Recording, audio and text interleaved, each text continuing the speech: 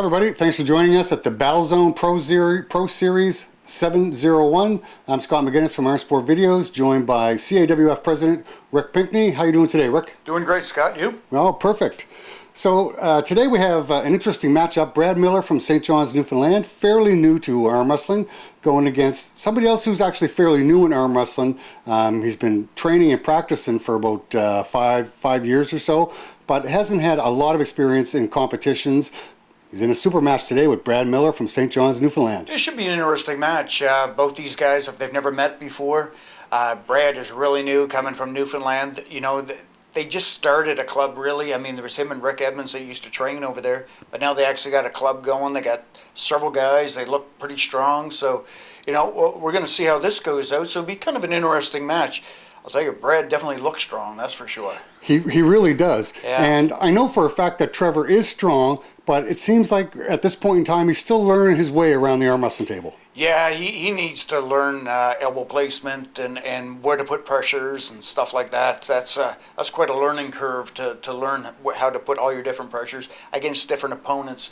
Most people, it takes a long time. Some never learn that. Okay, and also in the matches and for today, we have, I know technically he's a level 2 arm wrestler, but I put him way up there as far as his capabilities go. Head referee is going to be Rob McNamara out of Timberley. I think he's turning into be a great referee. We know he was a real good arm wrestler. Yeah. What do you think about him as a referee? I love Rob's refereeing. You know, he's nice and calm at the table. Definitely knows the rules. Yeah. He knows those rules through and through, so you're not going to get slide anything by him on that. Now, these rules here we're using for this, a little bit different, not as strict, allowing little elbow pops, all slip outs go to straps. So if you're looking, thinking he made a bad call or whatever, just remember, we are using different rules for this competition. And I think that's a great idea for these private challenge matches, super matches, whatever you want to call them, because the people out there watching don't want to see everything decided by referees, and you know what? Either do I. No, and the referees don't want it either. You know, if you have to call them strict, well, I mean, that's what the rules are. But, you know, no referee wants to, well, I shouldn't say no referee, but, you know, 99% of the referees out there do not want to be the person that decides the match. Perfect. They want the arm wrestlers to decide the match. Great. Okay, and let's meet our two competitors. Okay. Trevor Adams, and I'm from Timberley, Nova Scotia. I'd say about 5-6 years. I arm wrestle at Timberley Gladiators in Timberley. Brad Miller from Newfoundland, St. John's, Newfoundland. I'd say probably 2.5 years, give or take, yeah. We, right now it's Team Lumberjacked.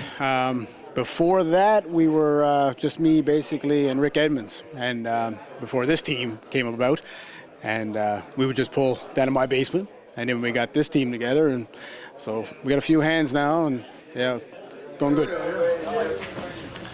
Okay, and here we go for match number 1. So any ideas at all what you're expecting from these two guys? No idea, really. I know I've seen them in practice, though. I've been out of it now for a little while. Seeing them guys practice where they are in Timberley. Really, I don't know anything about Brad. He said he's one solid-looking dude, but said that. You got to take the bend. Couldn't tell you much about his style or anything.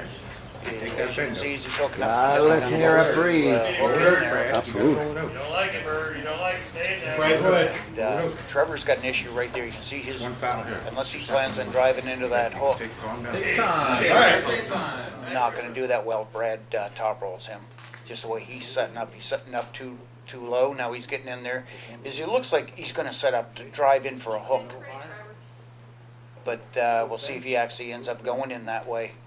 Ready to go. But No, and it looks like he left his hand behind. yeah, he's setting up for a hook, but then he's trying to top roll out of it. And you watch right away, his hand drops down, his wrist drops down, and right away, I mean, he started to get him there, but he can't get by Brad's hand whatsoever.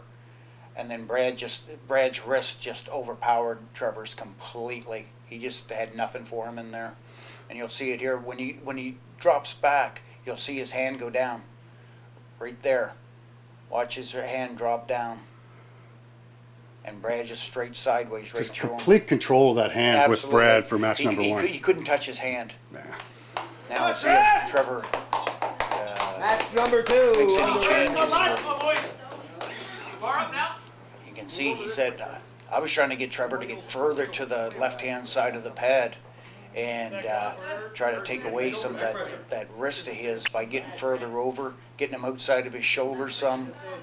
But Trevor looks like he's going to line up and try to do the same thing again, see if he can get maybe get a better hit. It doesn't look like Trevor's comfortable in the No. setup at all. No, like he needs to practice his setups. You can see he's trying to turn in there, but he's trying to turn in, but yet he's trying to top roll. So he's trying to go two different ways at the same time, Right. unless he thinks he's going to drag him back in a hook, but he's setting up to go into a hook, but then he's trying to top roll out of it. Again, you can see right away. Down he goes. Because his wrist is, again, he starts to get the jump on him. He actually gets a jump, but then you can see, look at the angle. His wrist is starting to drop right there. He drops his shoulder. He's way too spread out. Okay, so many people think that he's in a dangerous position now. No. He's not. No, because if you look at the angle, when you hit the slow motion here, his bicep is still, it's straight out, like it's still on an incline right there. And he's got to drop down. See, it's still straight off. You need to watch for that bicep to go down on a decline for it to be into a dangerous position. So he was perfectly legal here. Perfectly No. legal, Okay, yeah. great. Everyone practice first. Okay, we're into match number 3 now. So far, 2-0 for Brad Miller. From the first to second match, it didn't look like Trevor really changed a lot. Yeah. That elbow on, right? Now he's getting in close again, and you can see where he wants to go into that hook. But then again, he turns around, and we'll see if he tries to come into a hook this time, or if he tries to top roll again. Because if he tries to top roll again, no, we're going to referee's grip here now. Nice referee. Sometimes, you know, people are better off than referees. They don't get the shoulder. They get the grip. Some people prefer the referee's grip. Well, I don't like doing that. They do it hoping that their opponent, they got no chance of beating their opponent. Oh, so they're waiting for a mistake They're or a hoping movement. their opponent's going to get a foul. Can't move the restroom. That's not Come good. on. He's all over. Trevor's complaining here Yeah, about he's movement. I mean, he's down 2-0, so he's getting really uncomfortable. And a lot of people, if you're not used to the referee's grip, Go. again, you know, he's right underneath. I mean, that's a bad position to be. It looked like right from the go. No, me. He got one right underneath. Brad's just taking him right out. He's just pulling him right underneath. He's just turning Trevor right underneath. So Trevor can't even hook, can't do anything from underneath there. Brad's too strong for him to come back on that. So we're back into the referee's grip here. You see, I think they got a foul each A here. foul for a movement for Brad and an elbow foul from Trevor, right? Correct, yeah. And Rob putting on the referee's grip, and Jamie LeBlanc. Again, Still total and utter dominant hand control on Yep. Brad's part. yeah. No more fouls. Ready to go. Looked like Trevor may have gotten away with the early start in the referee's grip there. See if Jamie gets out of the way here, and we can see the domination by Brad and his hand control. Yeah, Trevor tried to pull him back. Yeah. He just couldn't. He couldn't touch that wrist of Brad's, and that's what did it for Brad. That's a nice steady movement by Brad on the way down. Just took control, and just took him down.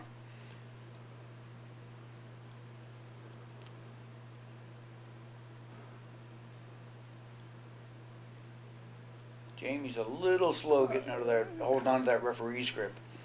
For all you you guys that are, Jamie's just new starting out refereeing, so you got to give him props for wanting to step up, and he's trying to learn.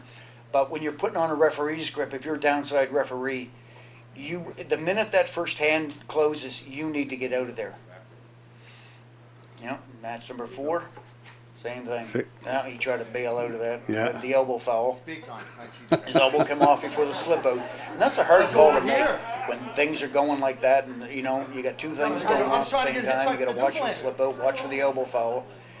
And it's a good call by Rob. Here we go again.